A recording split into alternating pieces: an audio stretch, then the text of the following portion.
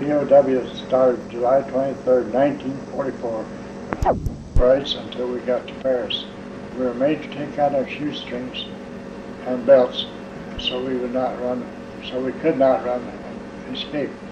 We were threatened that we would be shot as a spy if we were caught escaping. Our truck rides were at night to escape Allied planes. Our first night out on the road, we were nearly strafed as flares were dropped on the highway to spot the trucks. Our planes did not see us. We continued by truck to Paris and then the depressing boxcar rides.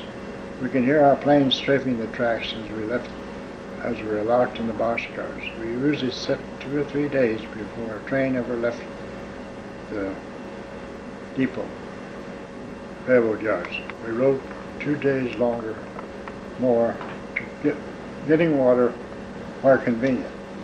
2 of us were giving a pint of meat and 1/2 a loaf of hard bread. One day in August, we were nearly suffocated in a boxcar. The door was locked and was shut, and we ran out of oxygen. One buddy had his testament out and was reading it, and we was just clear out of breath and kept pounding on the door, and they finally opened it. When we got to Trier, Germany, we were given showers with nothing to dry off. I contracted a severe sore throat and a sinus, which smelled so bad it would hardly drain. I did not eat for 3 days on the boxcar, sipped water to exist. Was so weak I could hardly walk. We were taken to a large POW camp, all nationalities, Russians, Englishmen, French, and then I went to a British compound. They gave me some large pills to clear up my sore throat. In October, we were taken to a little town by the name of Freital, a small factory south of Dresden. This factory had been bombed. We worked there in the winter, and I worked with a carpenter, and I sawed my thumb with a buck saw and nearly lost my thumb. The Germans could not cure it. I finally borrowed peroxide from one of the boys in the lager. I poured peroxide on it, and it healed right up. I had an open sore for 6 weeks. I spent Christmas in the prison camp. If it hadn't been for Red Cross packages, it would have been very meager. On Valentine's Eve, Dresden was bombed, and we were only 4 or 5 miles south of it. The bombs carried over and knocked out the windows in our lager. Our building bounced, and we thought they were bombing our area again. The sky lit up like daylight, and waves of bombers came over. We were taken in to clean up. We were not taken in to help clean up Dresden for 10 days. Then we walked in morning and night. There were 125 to 150,000 people killed. We helped pick up the dead at first with a gun pointing at us. The first few days we thought we just as well try to escape. We probably would be shot anyway. But no one tried it, and until later 4 of our guys walked away. They were caught the next day. We worked there until April while our planes were still bombing and the Russians getting closer. We loaded our possessions on a wagon and started south to Czechoslovakia. We had a rope on the wagon and pulled it up the mountain and stayed there on by a mine for several days. I slept on cement floor, continuous swinging of the doors to the guys going to the bathroom, eating soup and water, and I developed a high fever with chills and aches all over the body. I got some medicine from the British. Just able to go again, and the Russians coming again. We walked down the mountain all night and all afternoon. We got in between the Germans and the Russians badly. The German guards took off and let us go. We were liberated by the Russians. We stayed with the Czech family from May 8th to 16th of May on my birthday. We were 40 miles from American lines, and one of our guys rode back to the American lines on a bicycle, and we planned to walk back on the 16th of May. He came with trucks and picked us up.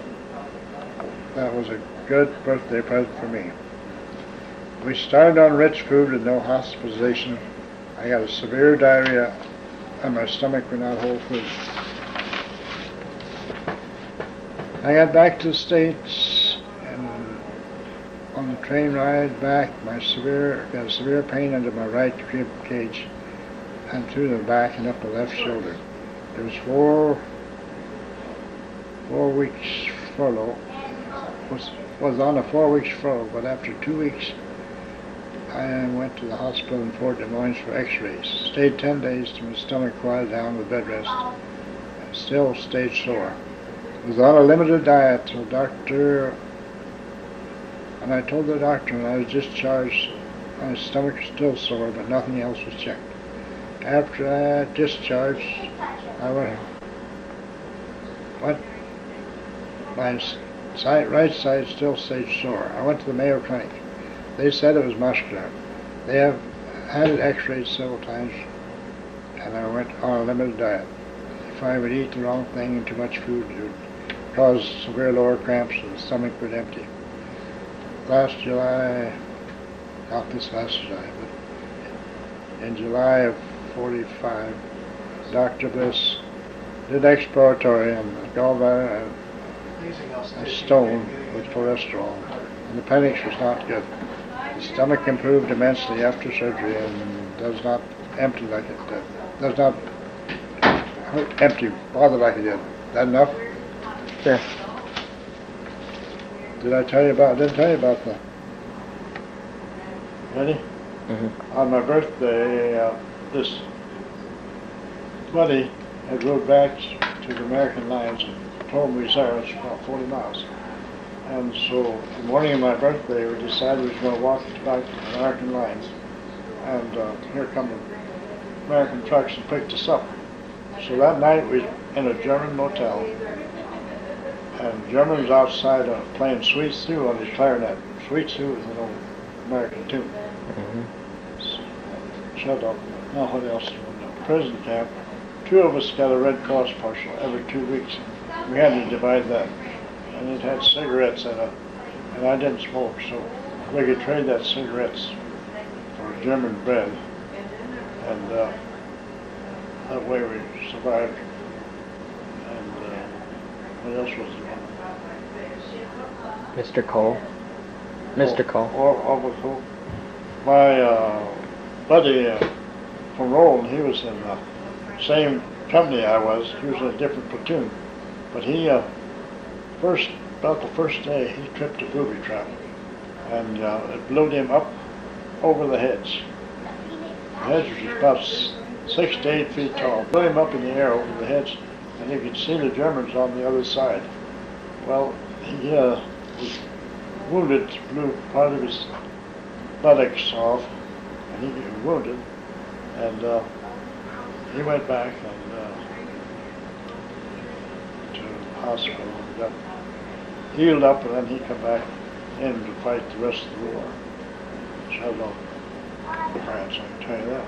Okay, it's going. We was in England and sleeping in tents, and just a couple of weeks before the invasion, which was D-Day in June, my left foot swelled way up and I could hardly walk. So I was in the hospital 2 weeks, just a couple of days before the invasion, and got me healed up, and they took us. We went on the ship, sat on the ship a couple of days, and then we went over on the 8th of June. We went over inside the ship into the landing barge, and first night we sat right by our own artillery, which was, they had them chased back, had the Germans back about 8 or 10 miles. And first night we sat by our artillery, and we didn't get any sleep at all. And towards morning, though, they decided we was going on this battle, out to battle. And as we was walking down the road, we went by this French house, and I thought to myself, does anybody check that house out? We were standing by the hedge, and I heard this. And here they shot out this French house, shot at us at an angle.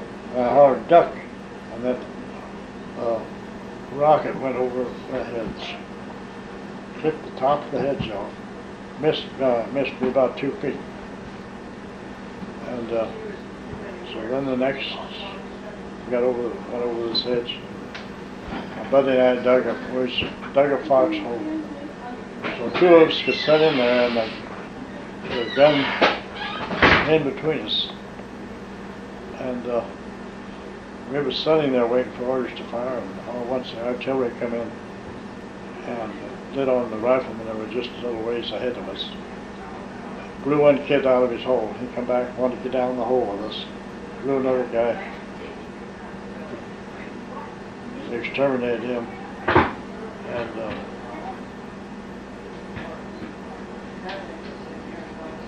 we missed a bad one there. That's good for Bob. Okay. We had several battles and had several close-ups. But today, just the day before we got taken prisoner, we had in this one building, and a German tank come out of the other building, behind another building, shot into this other building. We weren't in this building. Shot into the other building. These guys come running out there with the black faces, dirt, dust. Then as we ran back, the artillery come in, and I was laying, 5 of us going along, and the artillery come in and hit the first guy, got the sergeant right by my head. I had a tree there, and it jumped me, hit this next kid right in the back, wounded him, and then my buddy on behind, but he made it okay. So we goes back down this draw, little valley there, and we digs a hole and stays there all night, deep hole. Next morning, somebody dropped a grenade right by my hole. The kid behind me had his rifle laying right up on the bank, right by my head, and the explosion just shattered that rifle, all the pieces. And this other kid was looking the other way, blew rocks right in his face, blood, specks of blood in his face. It hit me right in the ear, and gave me a mild concussion there. And then the Russians, Germans came down this draw, and order came down to surrender because they'd circled us during the night and cut us off, cut off our ammunition supplies. That's about it.